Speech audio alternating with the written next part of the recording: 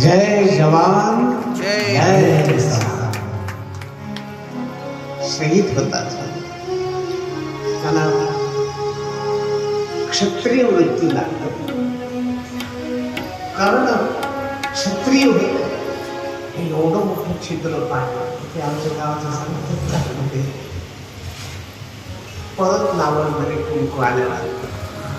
युद्ध संपलं,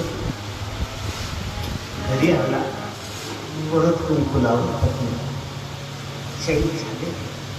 पण जे शहीद होतात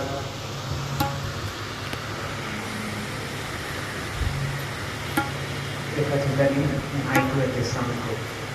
पती गेल्यानंतर स्त्रीला विधवा म्हणतात. पण त्या एका सांगितलं की जे शहीद झालेले बॉर्डरवर त्यांच्या पत्न्यांना विधवा म्हणायचं नाही. काय म्हणायचं? त्याचं मत सांगितलं. वीर पत्नी, विधवा पत्नी नहीं, ये वीर पुरुष की पत्नी है. मला खूप आवडतं. बॉर्डर पर जिन्होंने अपने प्राणों का बलिदान दिया उनकी पत्नियां अरे काय दुःख सहन करावं लागतं आपल्यासाठी.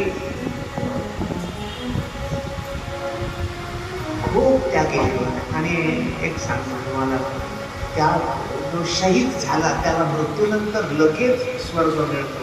आणि स्वर्गातले दिव्य भोग भोगल्यानंतर पतन होत नाही त्याचं. हे भगवान के धाम में चले जाते हैं. कारण त्यांनी एवढं दान केलेले, बलिदान. पण पत्नी मुलं बाळ असतात ना, त्यांना थोडं दुःख आहे. उनको भी सद्गती ही मिळते है. पण केवढा त्याग झाला तो, केवढा त्याग झाला बिचाऱ्यांचा. असो आपला विषय असं दान कुठला. क्षत्रिय शब्द हे सांगत मला कर्णाला भोंगा तो किडा एवढं चित्र पाडला. कर्ण तीन भर